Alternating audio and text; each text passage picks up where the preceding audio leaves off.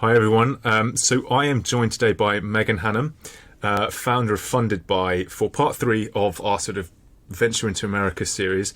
Megan, I had a really good chat with Dan Glazer of Wilson Sonsini yesterday, who kind of covered some of the legal aspects. But we wanted to get into Funded By, which I was lucky enough to stumble across, and all the services you guys provide, because it could be a real game changer for people looking to kind of get market entry into the US, or for US entrepreneurs expanding into the US. So just for some context, could you give me a bit of background about you prior to starting it, and then obviously give me the gambit about Funded By, and then we can start to dig into some of the topics around that. Well, first of all, thanks so much for having me, and excited to share all the information. So my background prior to Funded By was actually in the entertainment world. So I worked at an agency out in Los Angeles called ICM. I thought that I wanted to be an agent and work sort of in that branded content and sort of music business world. That's what the two departments I was working in. And then very quickly decided that life was not for me, and Entourage was way more glamorized than my real life experience. And I am from DC originally and really wanted to go to New York, and I had been living out here in LA at the time. And so I got an opportunity to go to New York to work on a movie with a friend of mine that was shooting over the summer. And then the movie wrapped up, and it was a cool experience. And I was trying to kind of figure out what was next. And kind of through osmosis of meeting people and just doing a lot of informational interviews and sitting down and trying to figure out, for someone who had left college after their sophomore year, what the next path could look like. And I got really lucky to run into some amazing entrepreneurs in New York who kind of opened up my eyes to jumping potentially into the venture capital or startup landscape. And growing up in DC, I knew very limited groups of people who were entrepreneurs. Like my friend's dad had a landscaping business, and that's pretty much all I knew about owning a business or someone who did that. So I really got exposed to just like different ways of kind of thinking about opportunities and what a job could look like for myself. And so I started getting involved with a lot of different organizations in and out of New York that were kind of supporting the tech community that was just starting to kind of emerge again out post.com phase. And I got really lucky that I met a couple really great sort of older mentors that had been around in the first wave. And they introduced me to a couple of different people, which is how I ended up meeting my two partners in Funded By for the last almost decade. So before, and the only thing I'll caveat is that while we were kind of getting Funded By up and running, I also did kind of a stint with a startup, just really getting some operating experience and being on the inside. The company's still around today. It was called Empowered. They were basically one of the first benefit corporations to come out kind of in that Tom's era, where they were making micro solar powered lights for people who were living off the power grid. So it's kind of my first forte into understanding consumer products and supply chain manufacturing and, helping to hire out a team and raise money. And I worked really closely with the CEO there. And so I got to see a lot of kind of the behind the scenes stuff. And so it was really helpful as we were starting to kind of think through Funded By, and I was kind of joining Beth and Ben in the new business to have that experience of having to go through and figure out all the operations internally that we needed for that company. So everything from the health insurance to business insurance to hiring practices. So, I was able to get all the experience of actually doing that and understanding why it was, challenging to navigate so many different options and so much information, but nothing was really kind of explained, or there was no like education on it. So it made jumping into Funded By even more that exciting to kind of have the opportunity to solve a problem that I was experiencing being on the other side. So I've got a really good gambit for Funded By, which is one of your testimonials, which is you can try to piece this together yourself, but you're going to end up working with bozos, which I thought was kind of good, because actually what Dan alluded to yesterday was there's a much more of an advisory culture in the US because of the complexities at play, that good advisors get you a long way in terms of avoiding pitfalls. And actually the fact that you guys had the sort of foresight to create a company that did this, actually it's probably worth going, what is the Funded By gambit that you use to sort of sell what it is that you do? Totally, for sure. Well, I'll preface that I got super lucky in that the people that I'm partnered with are incredible entrepreneurs themselves and had also been around the block. And so as much as I've been able to build out this company with them, I also was able to, learn so much as we've been, creating the business over these few years. So I got incredibly lucky. Beth, she actually is the CEO of the business. She is just such an incredible business partner, but also mentor. And so I really lucked out in getting to build and learn at the same time, which is kind of a rare experience. And she had been around the block and, had started a couple different businesses that were venture backed. And our other kind of partner who came in and helped us get this off the ground had, sold a few businesses. And so I really got to jump in with people who had walked the walk before. So Funded By. So we are basically a procurement platform for angel and venture-backed startups. And what that actually means is, as these companies are kind of getting off the ground for the first time and raising their first few rounds of financing, whether it's their, from their first friends and family and angel round through their Series B, our sweet spot is really kind of this seed through Series A, but that's kind of the life cycle that we really play in.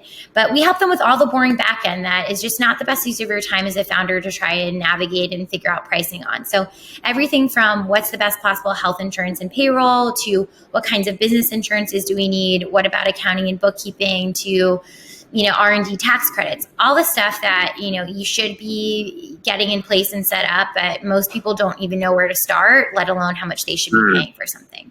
So we're really kind of, the behind the scenes back end. And the way that our model works is our service is totally free to the company. It doesn't cost the startups anything. We are licensed on the back end in all these other areas, health insurance, business insurance, real estate, things like that. So that's how we're able to get paid through our vendors on the back end. So the name of the game for us is all volume. So we're always working with thousands of companies at any given time. But what we did is we went out and pre-vetted and then negotiated volume agreements with all of the vendors that we work with to treat all of our companies in aggregate as if they were like a much larger account.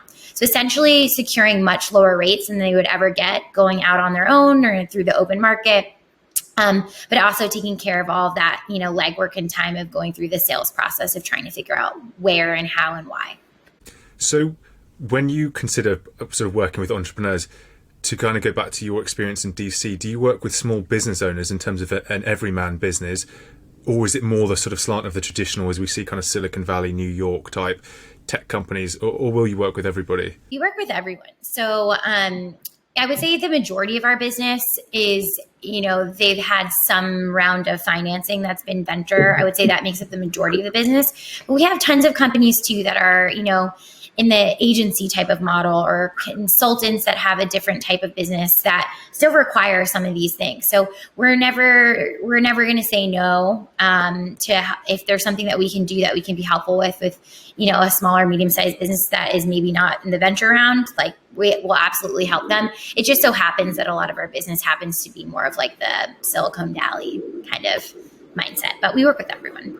And when a company comes to you, typically, what are the first things they sort of urgently need, or are the most required things that you can immediately help them with? So from a sort of chronological point of view, they come to you, and where will you normally start your kind of exploration of what they might benefit from? Yeah, great question.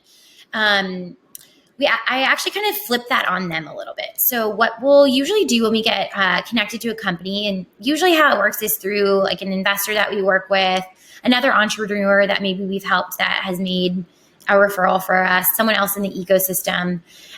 We'll hop on a phone call with them. Back in the day before lockdown, sometimes we'd pop by their office, but these days it's a lot of Zoom. But we will hop on with them and kind of just go through a quick few questions. How much money have they raised? How many people are they? Where are they based? And then learning a little bit about the nature of the business. And then that gives us kind of a snapshot of where they are in the life cycle. And then from there, we can kind of go through what we call our startup checklist, which kind of has categories of everything that we can help them with, all the services. We'll go through that with them and kind of make sure that they have certain things in place based on where they're at in that life cycle. And that could be they've raised, their seed round, and so they only need to think about a couple items. They're not ready for everything else, or they're further along in some of those it's very catered and it's very a la carte. So sometimes we help them, with one item. Sometimes we're helping them with pretty much everything they need. There are also other times where we get connected to a company and maybe they're in very early days and they're not quite ready yet, but they will be in a few months, and then we'll circle back with them. So it really kind of, depends and ranges. But what we'll do usually is we'll go through, those series of questions. We'll look at where they are at in the life cycle, and then we'll run through. And if they are set up with certain things and they're very happy with them, then we're never going to try and switch them. That's really not like the way that we operate. I think that's the reason we've been able to do this for so long, is there's nothing really kind of like salesy about what we're doing. We're really just making sure, like, okay, are you on the best option and are you happy? And then more often than not, we're working with sometimes, first time or second time founders that sometimes just don't know what they don't know. And so a lot of times, they think they need one thing, but really there's like a whole host of other stuff that we need to get in place for them. So it really ranges and depends on the company. But presumably on some level, you could probably give people preferential rates on their own current suppliers based on the fact you have volume discounts anyway. So, short of somebody knowing that they could use you, but even if they were using a health insurance provider, imagine even if they were using the same provider, because you get the bulk discounts, you could probably provide them with a more affordable. Yes and no. If you're already, health insurance is a great example. So that's an area that we typically end up saving companies like the most amount of time and money. It used to be maybe 6 years ago that there was one or two good solutions for a company with, let's say, less than 200 employees. Now there's a million, whether you're looking at sort of like the JustWorks or the Zenefits or the Gustos or the Ripplings of the world in comparison to sort of the traditional PEOs that exist for startups like a TriNet or Insperity. So now there's so many different companies, and, some of them are really great solutions. Some of them, unfortunately, sort of have ads all over the subway, and they have really great user interface, and maybe they're really great at one feature or one product, but they're not all encompassing for what you really want. And so what we do is we'll go out and then show them a side-by-side quote. So we have lower rates with all of those providers. Most times we have no admin fee or reduced admin fee. And we really take care of a lot of that sort of sales process for them before they even start talking to someone internally there. But we'll gather information on the employee demographic, and then we'll actually be able to go out and show them sort of a side-by-side quotes and an analysis to really walk them through cost savings and coverage on what plan is going to be the best one for them, and why. Obviously, how it works in the US, at least, is what's really good in New York is not the best option in Boston, is not the best option in LA. It's all very state-based. And especially in the world now where companies are having their employees be remote, and they have employees that are in multiple states now, not just, let's just say settled in New York or in California. Looking at other options is really important. And so, we'll really walk them through and help them figure that out. But that said, if they're already talking to one of the vendors that we're partnered with, we can never go back and undercut whatever that pricing is. So for us, we always like to talk to companies as early on as possible so we can make sure that they're getting our funded by rate and kind of getting, again, a lot of that sales process taken out for them. So the earlier, the better for us. And, we love our partners. And if they've already issued you a quote on something, we're not going to kind of be able to go change the pricing on that, just the way that it works. How, and in terms of a sort of monetary sum, let's say you're early stage founder with a couple of employees, how much material difference does it make if they get the right supply? Like, how much money can they save potentially even on something as simple as healthcare using you guys? Or is it just the fact that the coverage is better or may last for longer, etc.? I mean, it's really both. Again, it really depends on the employee demographic, right? Looking at kind of like are you mostly made up of men in a certain age range, or are you mostly made up of females in their reproductive years? And sometimes looking at one plan, you're going to yield very different results than the other. And again, it depends on the state. And so it's all very sort of dynamic to kind of the underwriting process to kind of what you're looking at and where you're based. But I would say both. It's coverage and cost savings, right? Like, my business partner always says, cheap can be expensive. And that's a thing that I've always kept really top of mind is sometimes going with the cheaper option, you're like putting yourself so much more at risk, and you might be saving pennies, but ultimately it's not a great wise long-term decision, right? And you might pay the consequences later. And so sometimes it doesn't even boil down to like, am I saving? You obviously want to find the most comprehensive plan where you're saving and getting good benefits, but at the same time, there's more to it than just saving pennies, right? It's making sure that all of your employees are feeling really well protective and for where they're at and their own personal lifestyle, and that they have all the things they need. And so it kind of ranges. It was interesting because Dan did stress this point as well yesterday, which is that the based on the fact that is it in California, employees, is it like at will working? So there's a lot of poaching going on because people can leave and they don't have the sort of gardening leave type protections they have in the UK, which means the burden is on the company to try and incentivize and keep and please the employee short of losing them. So these tangible benefits obviously are important, because if you don't make them feel safe or protected, they will just go somewhere else, and it's got nothing to do with the pay stack. It's 100%.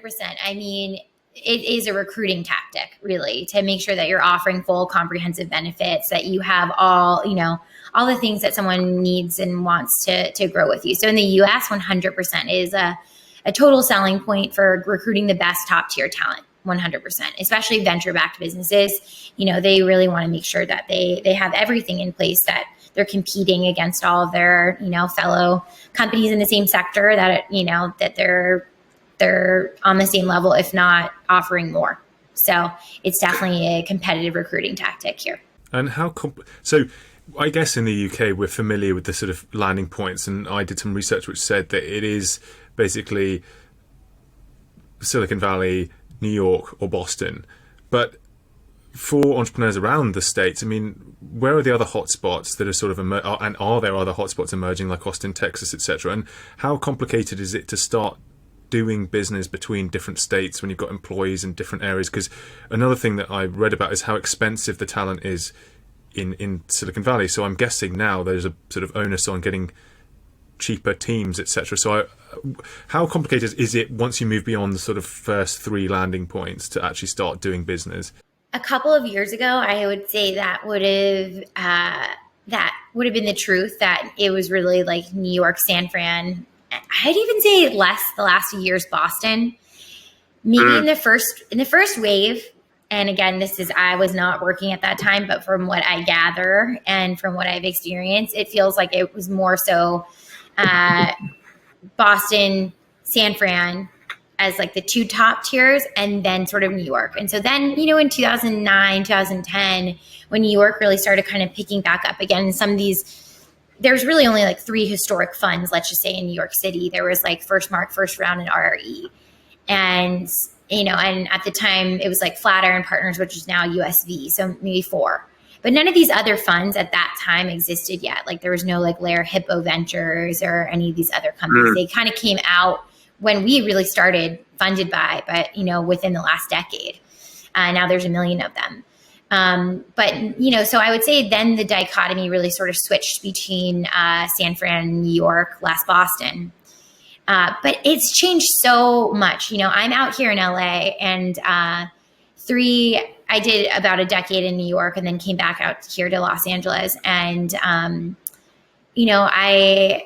have seen the ecosystem just explode and grow so much, even being here. And I would say the same thing for all these other markets, which are, I would call like second tier markets, but it's kind of like the Austin, the Denver, the DC, like those are big growing areas. And especially now, and we have tons of business there. With Funded By, we're geo agnostic within the US. So we have companies all over the place. I would say our 2 biggest markets are New York and LA, but we, all those other places I named, we have companies there, we work with funds there, and business is going, But I think even now, so even more with everything that's happened with COVID and the pandemic, that people are working from anywhere, And so I think you're going to see a really big shift just overall in like all these other, what I was calling second tier markets, like really have a really big resurgence, because with people that are able to work from anywhere remote, people are optimizing for a cheaper lifestyle and, optimizing for taxes. And so the amount of entrepreneurial friends I have that have moved from New York or LA to, let's say, Miami or to Texas in the last few months is like off the charts. And so I do think you're going to see these like mini pockets of communities that are being creative, and where there's community, ultimately you get more resources, and some of those resources are more capital, or they're more, businesses and that need those needs. And I think there's going to be so many more problems that become apparent given everything with the challenges of this pandemic, especially in the US. that Well, and I don't want to get political. I know we're just about a week away from obviously a big inflection point, but I mean, I'm sure that will have its repercussions in terms of where people want to do business, or how they see the business environment panning out. So it does make sense that even culturally people may want to move. And then what's so interesting is I assume you'll start to get ideas that pop out of certain states for certain types of industry, where they're starting to build a sort of creative hub. Or it always surprises me that Seattle isn't a bit more on the map, given the fact that they've got some seriously big companies there, and there's not more spin outs coming out of those companies. Yes, I've spent a little bit of time up there. I'm not as well versed with that market, with like the startup community, to be honest. There's obviously some really big companies that are out of there, and by nature, by proxy, right? When you have entrepreneurial people that started at a big company early days, they're going to go off and create their own. So I know there's a hub. I'm not as familiar with Seattle, though. But I think, just going back to where I am familiar with Austin right now, the people that are moving there, of my friend group and that kind of caliber of people, they've started and sold businesses many times. They're in maybe a new life phase where they're starting to have families, and they're optimizing to live in a quieter place outside of the city with more space and optimized taxes.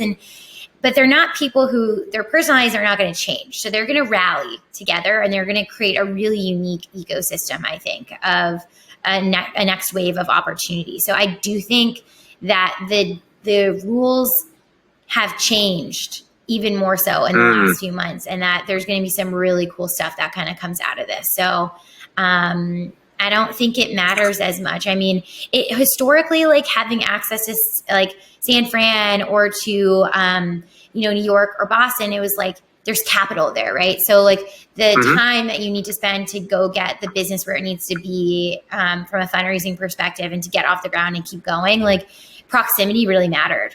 And now I can tell you, like we're in the middle of our kind of annual outreach, which, we work with still thousands of firms and obviously thousands of companies every year. And so I kind of have been in the process of checking in with everyone. And there's so many firms that have popped up, venture firms in the last few years, that are really starting to hone in on addressing other markets and like not going where everyone else is going. So, yesterday I talked to a friend who's been at a couple of firms, and they just launched a new $30 million fund, and they're actually targeting people who live in the off the beaten, path markets. So there are other people who are getting more creative, I think, with even meeting the needs of entrepreneurs who don't want to, live in New York or San Fran or Boston. So I think you're going to see a huge shift. There could be an argument to be made for exactly that, which is, from the VC's perspective, a lot of their money is immediately going straight into paying the rents of employees or the living costs, which, that there's no upside to the business necessarily if somebody's spending a fortune on rent just because the city's expensive to live in. And what's so interesting about Austin is, geographically, obviously you've got now a point in the south, and you've kind of got places on each coast. So it's just another sort of geographic area where there hopefully can be a density of funds and density of ideas and density of new businesses sort of spinning out of that. If you were going to work with a sort of typical founder as well, is there any? Do you do a little bit of looking at them from a personal perspective in terms of how you sort of mentioned about the tax implications for them, I guess both as an individual and as a business? So would you say, if they said to you, well, what else can we do? Would you say, look, there are other states you could live in and operate the business from that could be more affordable for you and more tax efficient for the business and yourself? It's that's such a personal thing that I don't, when I'm talking to a company that's, let's say, expanding from London, they might have a couple questions about certain states or markets. And when it really comes to taxes, I am not a CPA, so I would connect them with someone to help them answer the nitty gritty things that they want to kind of run through. It's pretty apparent, even just Googling in the US, like which states have higher taxes and which ones don't, and which ones don't have income tax. So you can kind of draw a conclusion that living in Miami or living in, Texas, or Wyoming might be a really great option if you're an entrepreneur who is about to exit a business in the next few years. So there's some advantages that are just kind of pretty obvious there. But we don't get through Funded By into the business of helping people kind of figure out where they want to be. But I'm always happy to share my own personal insights on that and then connect them to other people who could be a better resource, whether it's taxes or just other entrepreneurs that have built in those areas for sure. Do you see, so if a company typically comes to you, will there be some that come to you in a bit of a mess and you see problems like, or is there a typical profile of problems that these companies may be encountering? You go, like they've done this all wrong and they've been going ahead for 5 years, and if so, what are those and how do you sort of unpick them, or how could you avoid them in the first place? For sure, yeah. Well, I think that was one of the reasons why we've been so successful with Funded By, and also why our value prop is so strong, is that there's just so much going on in the beginning where you're like, one of our taglines is to really focus on product and growth. And as a founder, you don't want to be in the weeds with all the stuff. You want to go building your product and focus on building your team and fundraising and sales and doing all this stuff, especially in the beginning days when you don't have a COO or you don't have a CFO yet or anyone to really help you. It's like everyone's kind of a bit of a jack of all trades and everyone's trying to figure it out, is where I think we've been so valuable, is that, no one's really focused on it for you. So there's a lot of times where we get companies that in the beginning, they just want to go. And so they don't really think about any of this stuff. They're just like, someone told me about this service, so I signed up for it. I didn't really shop around. I didn't look. And they're just kind of on it. And then as they grow the company, it happens to us a lot with health insurance, where maybe they just kind of got on one plan just to make sure they had it and they checked the box. They didn't really do any legwork or research, into setting up the payroll or the health insurance. And so now, they are at 20 employees and we'll do a quick audit for them and actually look at, okay, here's what you're using. Here's what we could potentially switch you to. And here's the cost savings. And, we're end up saving them tens of thousands of dollars, and they're like, wow, this is really significant, and we can use this to then hire the next person. And so the audit stuff is actually really fun for us because we get to really show them actual data and sort of numbers on that. But that happens all the time where companies are just getting set up and just kind of going, and then they want to look back and check. But again, kind of why we like to talk to them as early as possible, so they avoid kind of overspending, and then also just all the time that gets wasted in that. Well, to your point as well, of spending more is actually ends up being cheaper. So I've completely butchered the quote that you used, but cheap can be expensive. That's what Beth says. There we go. Is there? Do you get punished for using sort of tier 2, tier 3 firms? So if I went to, I don't know, a local but well-meaning law firm in one of the states I was in, not the sort of 3 areas we talked about earlier, and I come against an issue and a big law firm's recruited, are you just going to get washed out of the water by a significantly better firm because it's more well capitalized, or it's just got better lawyers there or something? So in that instance, is it best to try and go for the top of the tree where possible? Yeah. Especially if you've raised venture, you need your big deal firm. You need, whether it's your Cooley, Wilson Sonsini, or Gunderson, or, Lowenstein, they're all great, and you need them, especially as you're doing venture debt, you're doing big deals with big companies, and you're growing the business. The more finance you are, the more you need them. But there's lots of stuff. This is an area that we really love helping companies, because there's lots of stuff that's in the beginning, day to day, whether it's employee contracts or reviewing agreements or coming up with manufacturing agreements, just stuff that you don't need to be spending an arm and a leg on. And even if you're on deferred payments, which most companies in the beginning days are with some of those bigger firms, you're still spending, above $500 an hour to talk to a lawyer for something. And so your bills can just add up, again, you need them for a lot of things. And there's a lot of great law firms that I would recommend to people who are looking for that caliber. But in the beginning, we work with a really great firm that we've worked with for years. They're called Outside GC. And they are basically former in-house counsel at really large companies that bill out for like a fraction of the price. So their rates are much more cost effective for startups. They have very senior level counsel and a very like flexible model. So I would never tell a company don't use your big firm, but I would say as you're using them, it makes sense to also use these guys in tandem. So you're saving on legal. So with legal, to answer your original question, there isn't really a one size fits all. Like if you're in a lawsuit and you're with a huge company and they have a huge firm, like you're probably going to want to use your big firm. But there's lots of other stuff that like as you're getting started that I just see a lot of people end up spending like 2 to 3 times more than they should on things that they could be using someone who's just as qualified without paying all the additional overhead of using a big firm for. So I think there's a time and a place, and it's a very delicate dance to know kind of who to use what for, but that, every founder should make sure that they have optionality there because the legal fees really do add up. And I think I see a lot of entrepreneurs think that deferred payments means that they're like less or that they don't have to pay them, but they really do. And as soon as it goes to the next round, they get hit with the bill and then they're like, whoa. So I think there's a place for both, So, and when you're working with the VC funds, will they typically now, because obviously they're aware of your services, do you find that the actual companies are shuffled towards you by the VCs who then say, look, we want you to use your money efficiently, go to Funded By, and you guys almost serve as like a back office for them or, as you say, like almost like an ops team for them? Yeah, we have learned we don't ever rely on them to do that, but we have really great relationships with a lot of funds, and for them, we're an added resource. There's been kind of a new wave of like kind of portfolio or community managers that have kind of popped up in the last like several years. And some of them, will handle some of the stuff that we do, or we'll work very closely with them, to make sure they're really offering the right benefits.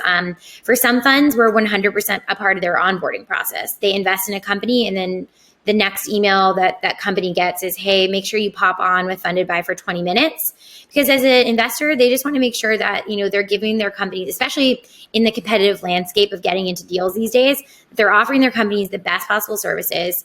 We've been doing this for such a long time that they also really want that like embedded built-in trust in which, we have. And I think it's also like a testament for our business. We don't ever do any type of marketing or PR or anything like that. So it's all been referral and word of mouth over the last decade. So, we can only recommend things that are really in the best nature of the company. So I think there's like an inherent trust that people really feel comfortable sending us their business and knowing that, we've been on the other side of the table. And I kind of forgot to mention this in the beginning, but I've also spent some time on the investing side. I did some work with Comcast Ventures in the past and a couple other different venture funds. And so I've been both on the investing side and operating side. And so I think there's kind of inherent trust that's built in with that. And so there's a lot of companies where we're part of the onboarding. There's a lot of a lot of funds that we work with that, they're aware of all the services that we have to offer. And then when they get asked a difficult question, they'll pop it over to us and then they'll make the introduction. So it really ranges, but we don't rely on it. But there are a lot of funds that we work with in that capacity where we're sort of their go-to. And in terms of sort of work still to be done by Funded By, are you happy that you are almost the complete solution, or do you have a sort of further roadmap where you say, actually, we really think we can make more inroads into this kind of service provision? And to some degree, I imagine you've got your own data and IP being built up about what the required services are and how it's all changing, so which is obviously really valuable. So the roadmap ahead for you guys, what does that look like? We've been really fortunate every year that we, I think when this all got started, there was original thought of making this kind of a online database where you could kind of log in and look through all your vendors and sort of sort through that. And then I think, early on, we realized that, sending more uneducated people to more information was actually not helpful, and that this had to be a lot more of like a high growth, high touch business. And So I had to make a decision around, is that the pathway for moving forward? And that's what was decided. And every year it just keeps growing in that way. And so we're always, we white label our business for a couple different membership organizations. So we are always kind of growing in different unique ways where we can take what we already have and kind of add value. And then for us, it's always just thinking ahead of like, what are some of the other things that people aren't thinking about that are really valuable? So for example, in the last couple of years, there's some things that are like a little bit off the beaten path that unless you knew that they existed for you, you just wouldn't take advantage of. And an example of that is around R&D tax credits. So historically, if you were a startup in the US and you weren't profitable, which most startups who have raised money are not, it didn't really make sense to look at a lot of the tax credit opportunities, or you weren't eligible for them. And then in 2017, a lot of sort of like legislation kind of went into place, and the regulations kind of changed a bit, which allowed companies that were doing any type of R&D development, whether it was software, hardware, or consumer, in the US, whether it was a third party or an in-house engineers, to take tax credits against all the development that they were doing, and additionally against any type of payroll that they were running. And so that's a lot of found money for people. So like if you were a big Fortune 500 company, you would go to like the top 4 consulting agencies. You go to a Deloitte or something of that caliber, and they would figure out, okay, here's all the money that you can get back in taxes. They would take care of this, of producing a report for you and figuring out where your savings were there. But for smaller companies, there really hasn't been a lot of businesses that kind of exist in that realm. And so we've been working with a firm that were former in-house at the IRS for years, and they have a really unique model, which is in alignment with how we operate, where they take a small percentage of the tax credit. But they produce these reports that most accountants are not in the know of. They know how to file it, but they don't really know how to get all the information required to then go do this process. So for us, that's great, because we're always looking for how can we find companies more money or savings, or and so tax credits have been huge, or things like in the last couple of years, as cybersecurity insurance has really increased for companies that are doing any type of. So like if you're fintech or a healthcare company or e-commerce, and you're collecting a lot of personal identifiable information, you can be liable for like a breach of data, right? And you've seen this happen with big companies all over the place. And so most people in the last 5 years have been required to carry what's called cybersecurity insurance. But in addition to that, now there's lots of legislation, and this especially ranges per states, and we won't get into the nitty gritty of it, but you need to have kind of a lot of times a third party kind of come do some ethical hacking, in which, they just basically kind of do all these penetration systems to make sure that you are in compliance with all the regulation that you need for all the data that you have, and you're not at risk. And so there's lots of stuff that as the company grows, and they're in later rounds that they need to think about, but they're newer things that have just come up in the last years that no one knows how to navigate. So we're always trying to keep our finger on the pulse of what are some of the things that people, especially as laws change, that people will need to have in place, and what's the best option to help them get there and figure that out. So we're always looking for interesting new things that where we can add value and help take things off their plate and save them, again, the time and money to do that. So sometimes it's really unique, interesting, funky things that didn't exist before. And sometimes it's just there's a new vendor that came out for something very basic, and they're just a much better option. And so we're always constantly doing our diligence on new vendors as they're coming up, and understanding, the ins and outs of why, it could be a good solution and in what capacity. So we're always growing the business in different ways. And will you naturally follow your companies up to, so some of them, let's say, will go on to do an IPO or M&A activity, or become really quite big. Do you have an inclination to keep sort of following them up the tree and continually to advise them all the way up? Or is there a natural point where you say sort of that's beyond our remit now? We'll talk to companies as early on as their first friends and family and angel round up through about their Series B. Our sweet spot really sort of being this like seed through Series A, where now they're really funded, and they need to now really go put all this other stuff in place. Once they get to about their Series B, or going into their Series C, I would say, they've started to kind of bring some of this stuff in-house or have someone who their full-time role is to kind of figure this out for them, right? Mm-hmm. And they now have a CFO and COO, and they're working as a unit. And so some of those problems that we've been helping to solve, they now have kind of an internal team to do. So I would say up until that point, we start to kind of like drift off a little bit, and it's just a natural progression of now they have an internal team, whereas they didn't before. So we'll get them up to that point, but that's kind of where it starts to drop off.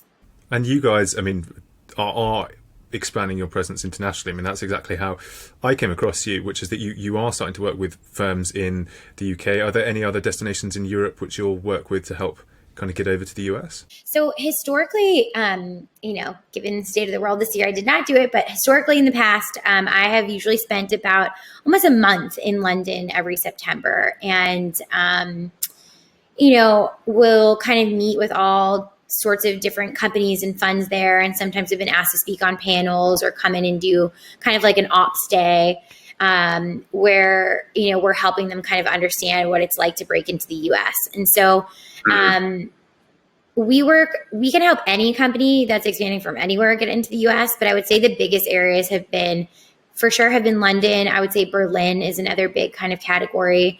We have some companies from Australia, some from Asia, but definitely London being kind of this epicenter. I guess that theory of like across the pond, but what happens there is that we typically will get a company that has raised a significant amount of funding, maybe from like in the past. Like a good example of this is when Glossier, which used to be Into the Gloss, expanded into the US. We got connected through Index Ventures, and they were trying to figure out, okay, we have this portfolio company, they're raising a ton of money, they really want to come over here. How can you help them figure out moving into the US? And so, for example, when a company of that size comes over, they especially don't understand things like health insurance, which is free for you guys. And it's a very different world to navigate when you're moving over here, whether it's just statewide or just overall US expectations of like, how do I get this business up and running? So we do a lot with companies that are, have been really well funded, that are ready to open their first US headquarters. Usually they end up sending like 1 or 2 people over to kind of expand the team. They end up hiring like 5 people at first, and then they'll really grow. But, it's really educational for them because there's just so many more insurance needs and things like that you don't have in the UK, and like they don't even know where to go. So a lot of what we do that's like UK to US based is a lot of education. A lot of times I'm talking to companies like 2 quarters before they're even thinking about making the move. Just that way, so they can plan and they can know in their operating budget what to be thinking about and all the kind of hurdles that they're going to need to face that sometimes, again, they just don't know that they don't know yet. And oftentimes they don't want to go to their investors and say like, why do I need this kind of insurance, or what's the deal with that? And so we also become sort of this like safe space for them where they can kind of exercise all the questions they have around, what they need. Megan, I know you don't have a lot of time left, so I'm very grateful for you exploring this topic with us. And obviously there's a lot more to cover and would love to revisit in the future. But thank you so much for coming on. And I would love to sort of stick people towards Funded By's direction. So what's the best way for people to get hold of you? Emailing me is a great option. It's Megan, MEGAN at funded, FUNDED, and then buy as if you were buying something. So BUY.com. Emailing me is the best option. I will get back to you very quickly. You can also, our website, fundedby.com, again, BUY. You can also put an inquiry in there and it will also pop over to us too. So either way, or they can just ask for an intro from you and you can make the connection. Perfect. So.